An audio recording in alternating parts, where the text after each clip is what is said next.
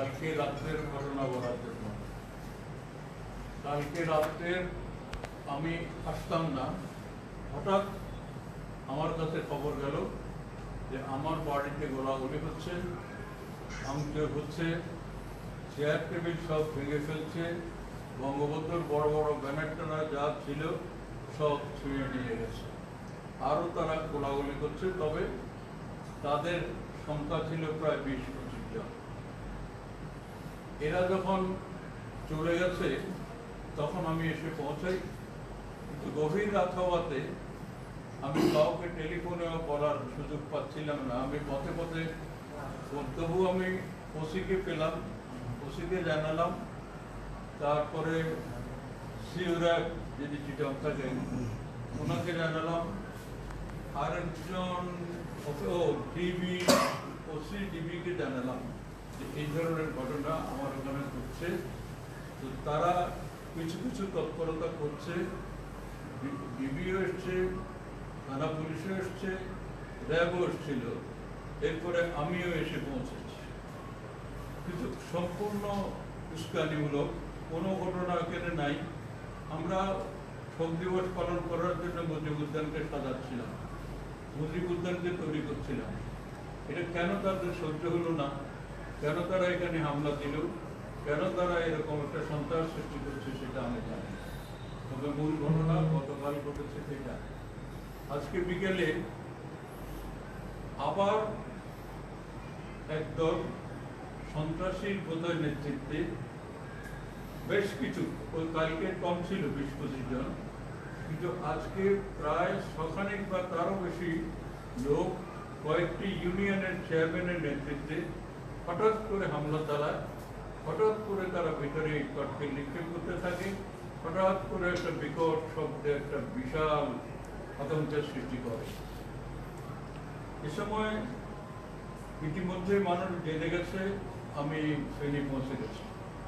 ফলে আমাকে দেখার জন্যে বা আমার সঙ্গে কথা বলার জন্যে বেশ কিছু লোক এখানে ভিতরে ছিল। তার মধ্যে অধিকাংশই বয়স্ক বা বৃদ্ধ মানুষ। সে সময় তারা সবাই আতঙ্কে আত্মহারা হয়ে গেল। তবে আমারও কিছু যুবক শ্রেণী যারা আমার জন্য জান দিতে প্রস্তুত, সেরকম কিছু ছেলে উপস্থিত ছিল। তারা তাদের জানের বিনিময়ে ওদেরকে ঠেকানোর চেষ্টা করেছে, ওদেরকে কিছুটা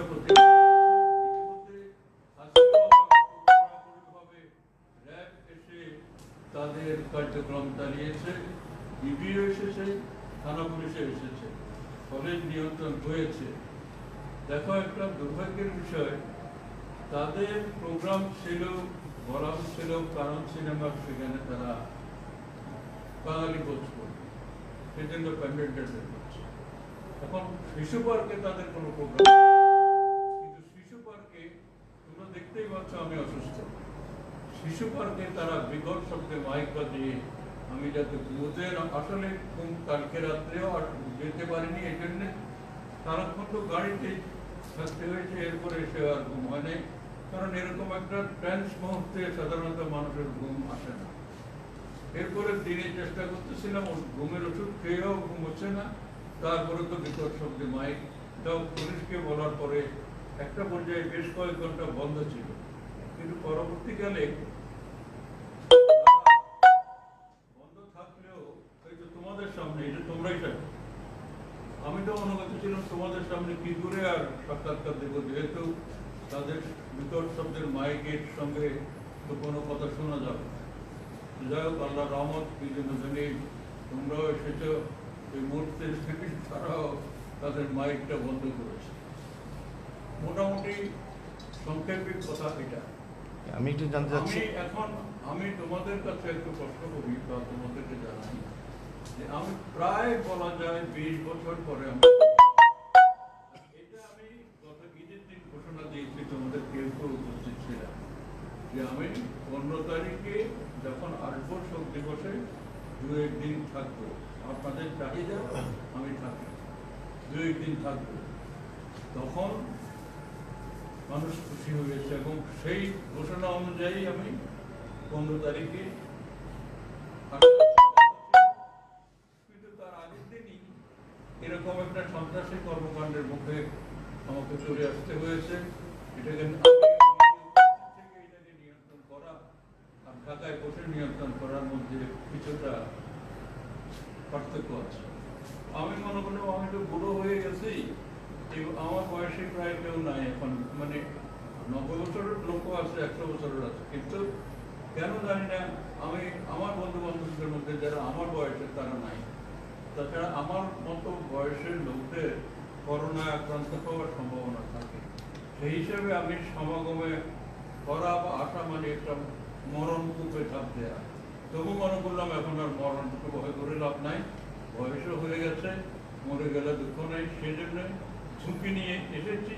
যাই হোক, কোনো আমি নিজে সরাসরি কোনো বিবাদ বিসম্বাদে জড়িত হতে পারি নাই, পুলিশ নিয়ন্ত্রণ করে ফেলেছে। এখন আমি পুলিশ স্বীকার করেছে যে আমার পক্ষ থেকে কোনো আক্রমণ, প্রতি আক্রমণ, হাঙ্গামা কোনো কিছুর প্রস্তুতি নাই, এটা সত্য। আমি যখন আজকে আমার সঙ্গে দেখা করতে এসেছিলেন ফেনী থানার ওসি এবং ডিবির ওসি দুজন, অনেকক্ষণ তাদের সঙ্গে কথা বলেছে।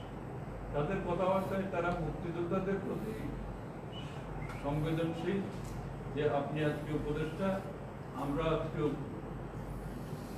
পুলিশ অফিসার, এটা মুক্তিযোদ্ধাদের অবদান। কিন্তু দুর্ভাগ্যের বিষয়ে ওনারা বললেন যে ঠিক আছে, বড়দের 25 জন মুক্তিযোদ্ধাকে আমরা এলাও করবো, এর বাইরে একজন না। আমি বললাম যদি 500 জন মুক্তিযুদ্ধ করে থাকে, আপনি 25 জনকে এলাও করবেন, আর কোন অপরাধে এলাও করবেন না। আপনার সেখানে তো তারা মুক্তিযোদ্ধারা তো বয়স্ক মানুষ, তারা তো কোনো দাঙ্গা হাঙ্গামা করবে না, তারা তো কোনো বিশৃঙ্খলা করবে না, কোনো কথাই তারা মানতে রাজি নাই। শেষ পর্যন্ত কিছু সংখ্যক বোধহয় বাড়াতে রাজি হয়েছে, এমনকি সাংবাদিকদের প্রশ্ন অনেক বার্গেনিং করতে হয়েছে। আমি বলেছি আমি তাদের দাওয়াত দিচ্ছি, তারা তাদের দায়িত্ব পালন করতে আসবেই, সুতরাং তারা যদি আসলে আপনি যদি বাধা দেন সেটা তো নিন্দনীয় হবে এবং মিডিয়াতে যে খবর গেলে তো আপনার ক্ষতি হবে। তখন বোধহয় কিছু কথাবার্তার পরে সে ব্যাপারে অনেক কিছুটা না বলে।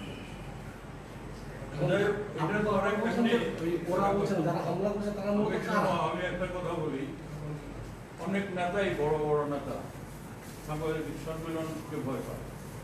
আমি কিন্তু সাংবাদিক যতক্ষণ পর্যন্ত প্রশ্ন করতে পারে আমি তার উত্তর দিই, অধৈর্য হইও না। আমি আমার কথা বা আগে যে প্রশ্ন করেছি তুমিও তোমারটা বলবার সুযোগ পাবে, ঠিক আছে ঠিক আছে হয়ে গেছে বলে অনেক নেতা উঠে যায়। আমার সেই চরিত্র না, কারণ আমার মধ্যে সততা আছে, মনোবল আছে, প্রজ্ঞা আছে, জ্ঞান আছে, আমি উত্তর দিবার অধিকার বা আপনার হাতে ধরে গেছে, আমরা এই তো স্ট্যান্ড আনে নাই। আপনি বলছেন যে আপনি বলছেন যে অনেক উপজেলা চেয়ারম্যানের নেতৃত্বে আসে, তাদের নাম কি একটু বলবেন কারা কারা?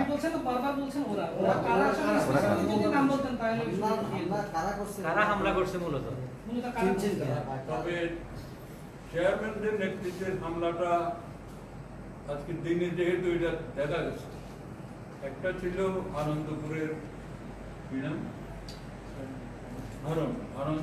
হারুন, সোনাগাজীর ফোকল এবং এটা হলো সোহেল, পাঠাননগরের সাগরনিয়ার সোহেল, এরা এদের নেতৃত্বে এরা ছিল।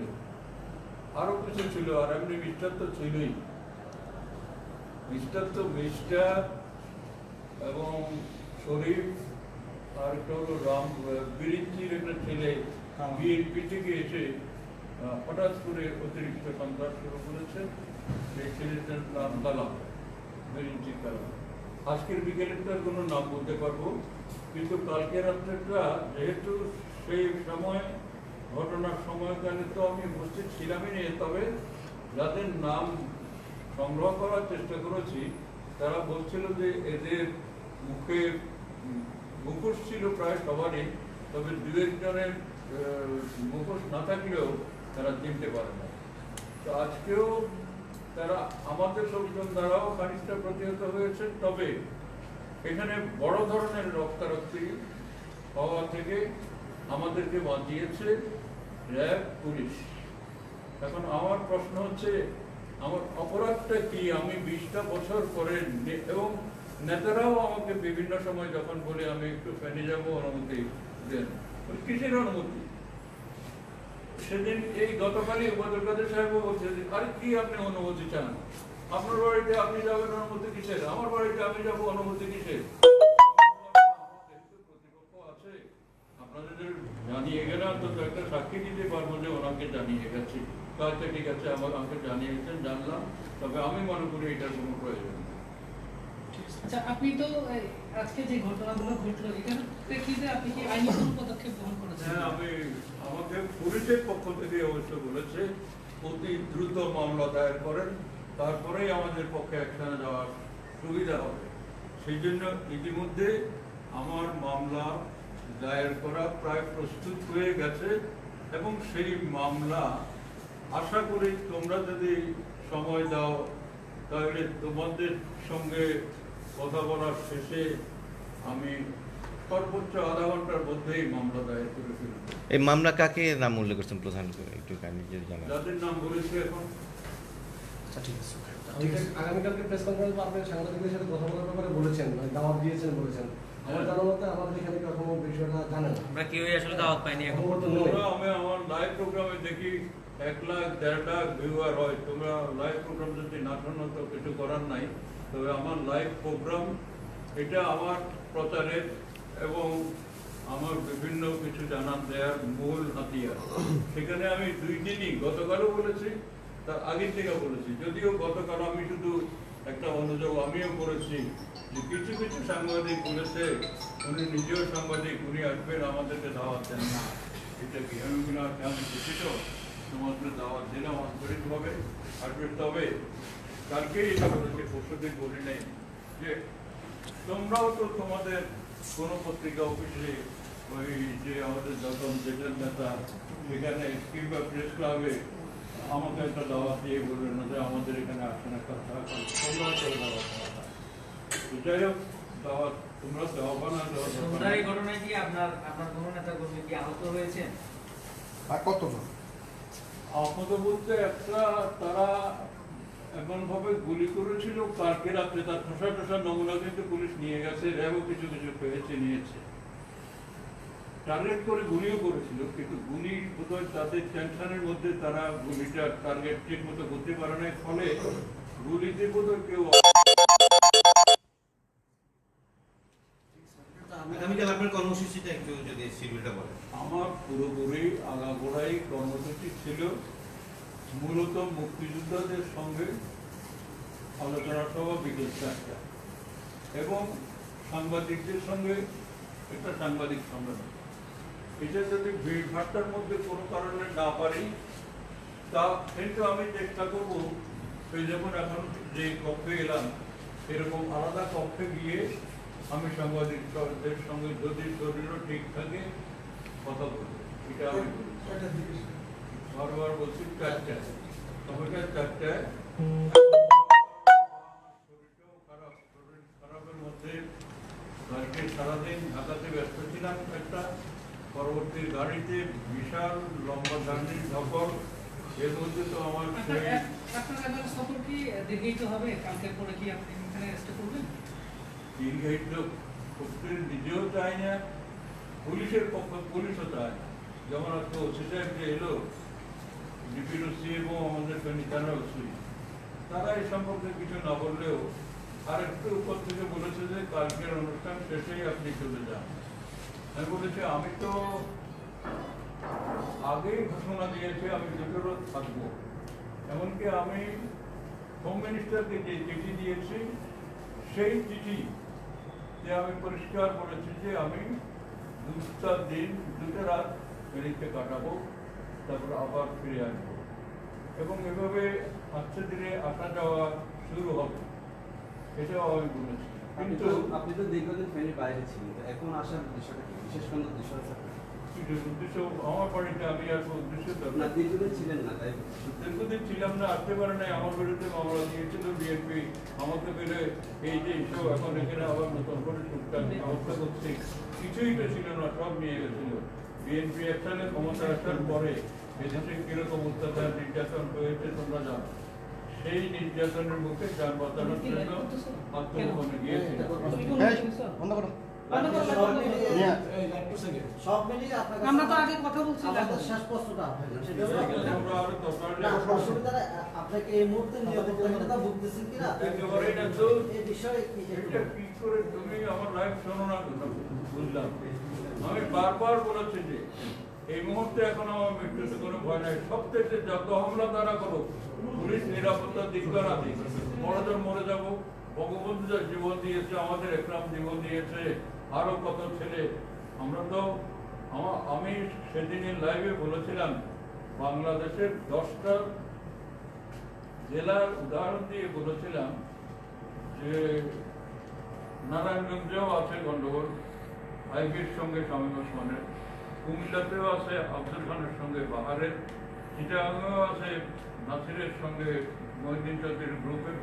আমাদের এখানেও থাক না, তোমাদের কাজ তোমরা করো, তোমাদের প্রোগ্রাম তোমরা করো, আমাদের প্রোগ্রাম আমরা করি, কিন্তু আমার প্রোগ্রাম করা তারা কিছুতেই মানতে রাজি নয়। আর আমি এখানে আসা, আমার নিজের বাড়িতে এসে যে প্রোগ্রাম আমি দিয়েছি, এতে কোনো অপরাধ আছে কিনা, এটাতে কোনো দোষ আছে কিনা, এটাতে কোনো ক্ষতি আছে কিনা, তোমরাই রায় দাও। আমি তোমাদেরকেই এটার বিচারক বানাবো। শেষ করুন। ঠিক আছে এখানে শেষ। ওকে